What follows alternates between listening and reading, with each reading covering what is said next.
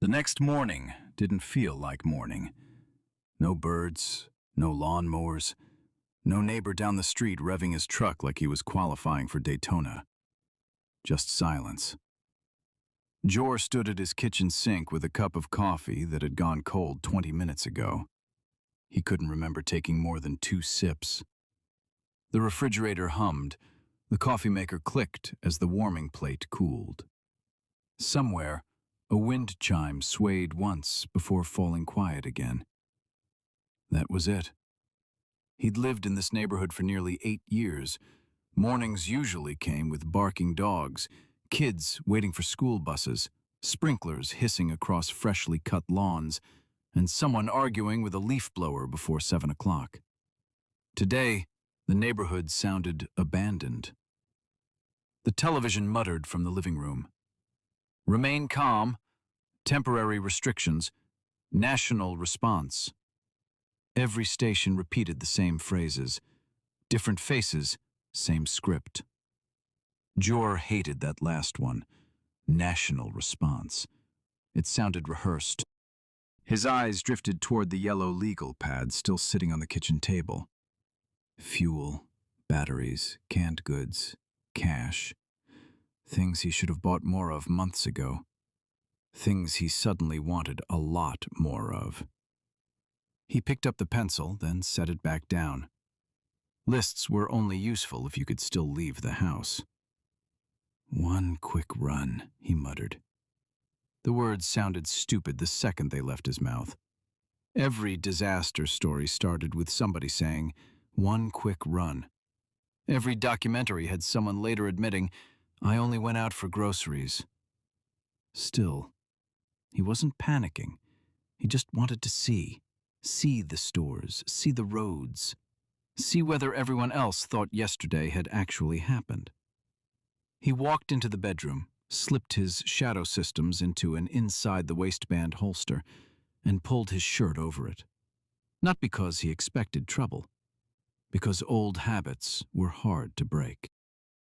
Outside, the neighborhood was awake. It simply refused to admit it. Curtains shifted as people peeked through narrow openings. Garage doors opened halfway before stopping, as if whoever was inside had suddenly changed their mind. Across the street, Mrs. Alvarez hurried from her SUV, carrying 2 armfuls of grocery bags. One split open before she reached the porch. Soup cans rolled across the driveway. She looked around nervously before scooping them up. Normally, she would have laughed. Today, she looked embarrassed. Nobody waved. Nobody smiled. Even the usual dog walkers were gone. Jore climbed into his truck and started the engine. The familiar rumble felt comforting. The radio did not. Emergency broadcasts, public safety announcements, government officials thanking citizens for their cooperation. He flipped through 6 stations. Every one of them carried some version of the same message. No interviews, no callers, no local DJs making nervous jokes, just carefully chosen words. He shut the radio off. Silence felt more honest. As he drove toward the main road, he noticed the little things first. The gas station had a line stretching into the street, yet nobody honked. People stood beside their vehicles, filling every gas can they owned. A man argued quietly with the clerk through the locked front door. Across the intersection, the grocery store parking lot was nearly full. Shopping carts overflowed with bottled water, toilet paper, diapers, canned food. Nobody looked angry. They looked determined, as if everyone had independently decided they were already late. Streetlights still stood. Power lines still hummed overhead. Everything looked normal, except the people. Every face carried the same question. What aren't they telling us? Halfway to the store, he saw the checkpoint. At first, it didn't register. Then his foot eased off the accelerator. Two dark green military vehicles sat just off the intersection, angled more as a presence than a barricade. Bright orange cones funneled traffic into a single lane where cars rolled through one at a time. Traffic never stopped. It simply slowed. 4 armed men stood near the intersection. Their uniforms were immaculate. No state patches, no branch insignia, no American flags. Nothing. Everything about them looked military. Everything about them looked unfamiliar. One of the men stepped toward the driver's side as Jore reached the front of the line. He raised a hand, not to stop him, but to signal him forward. The soldier smiled. The accent hit Jore immediately. Not American. Not even close. "Good morning, sir." "Morning," Jore said. "Heading out for supplies?" Jore nodded. "Figured I'd beat the rush."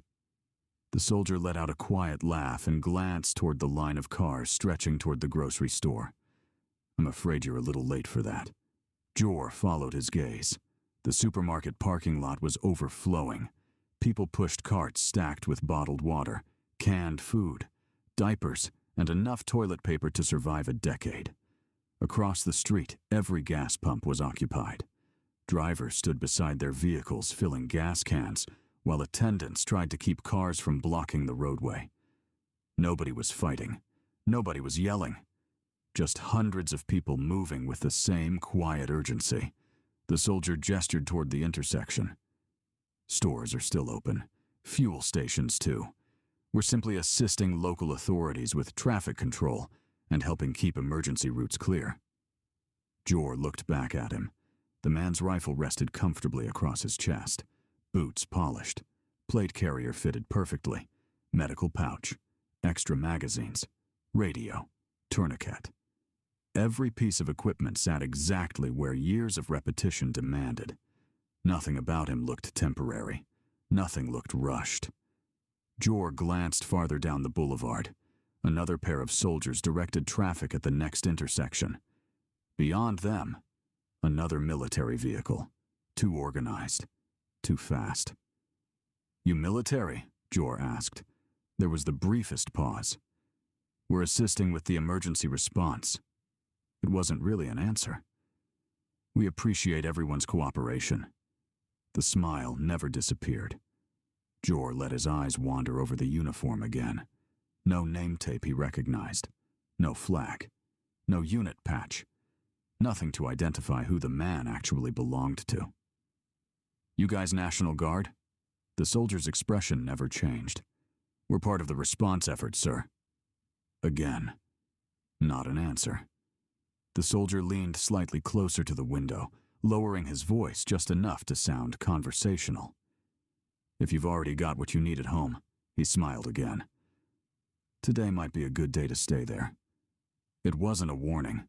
It wasn't an order. Just friendly advice. Jore looked past him once more. Cars continued through the checkpoint every few seconds. Nobody was being searched. Nobody was being turned around. Nobody was even being questioned for very long. Everything appeared routine. Yet something about it made the hair on the back of his neck stand up. He couldn't explain why. Maybe it was the accents. Maybe it was how clean their equipment looked. Maybe it was how every movement seemed practiced, almost rehearsed. Or maybe it was because not one of them had actually answered a simple question. The soldier stepped back and gave a polite nod. "Drive safely." Jore returned the nod. He eased through the intersection, eyes flicking to his rearview mirror. The soldier was already smiling at the next driver. Within another mile, he passed the grocery store. The parking lot was packed. People loaded cases of bottled water into truck beds. Employees pushed long trains of shopping carts back toward the entrance, only for them to disappear again almost immediately. Across the street, the gas station looked even worse. Every pump was occupied. Cars wrapped around the building and spilled onto the shoulder of the road. One man stood beside his pickup, filling 4 red gas cans, while another impatiently watched the gauge on the pump. Jore drummed his fingers against the steering wheel. He already had food. Water. Fuel. Not as much as he'd like, but enough. Enough to avoid joining the frenzy. His thoughts drifted back to the checkpoint. Not the rifles, not the vehicles, the accents, the missing flags, the carefully worded answers. Something about those men bothered him far more than empty grocery shelves ever could.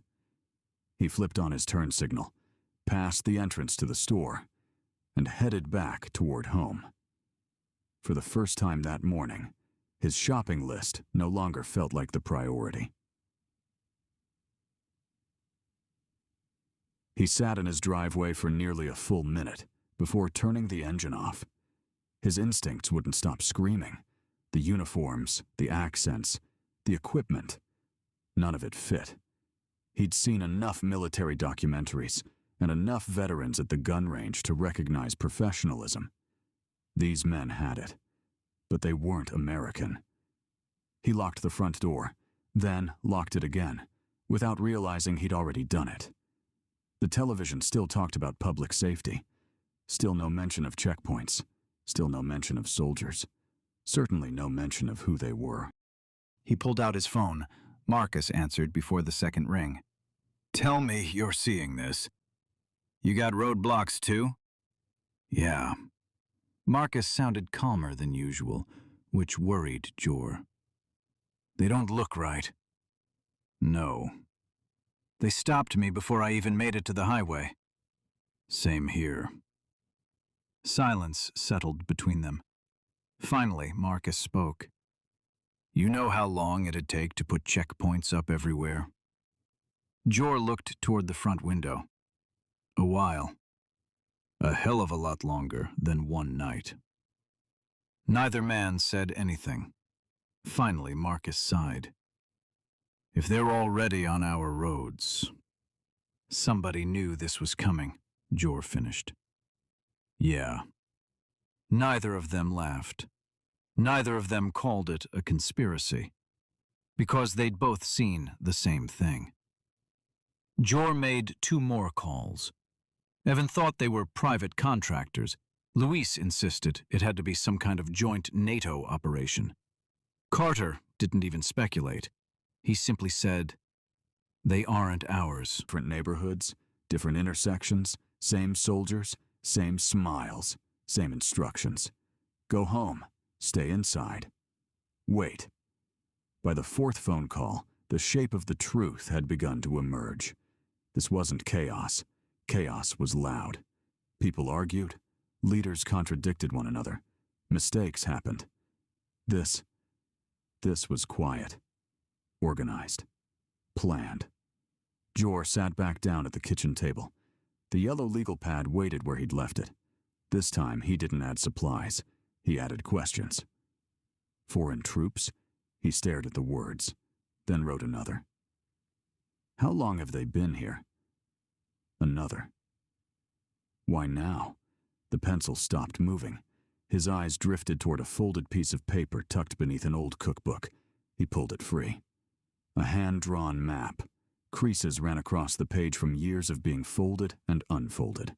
At the top, written in thick black marker, "If everything goes bad. Carter's place." He smiled despite himself. He remembered drawing it around Carter's kitchen table years ago. Everyone had been there. Marcus had insisted they needed a password. Luis wanted to build a watchtower. Someone joked that Jore already had enough gear packed to survive the end of the world. Everyone laughed, especially Jore, because it was ridiculous. It had always been ridiculous. The property was just an excuse to get together, grill burgers, shoot targets, and pretend they'd survive some impossible scenario. The chickens, the goats, the pond, the acreage. It wasn't really a survival plan. It was friendship with a map drawn on it. He folded it carefully. "Not yet," he whispered. Outside, an engine rumbled in the distance, then another. Jore walked to the living room window. 3 dark green military trucks rolled slowly down the boulevard beyond the neighborhood entrance. No sirens, no lights, no urgency, just purpose. They didn't look lost. They looked exactly where they were supposed to be. He watched until the last vehicle disappeared around the corner. Then his eyes returned to the folded map resting on the kitchen table. For the first time in years, the plan didn't feel like a game anymore.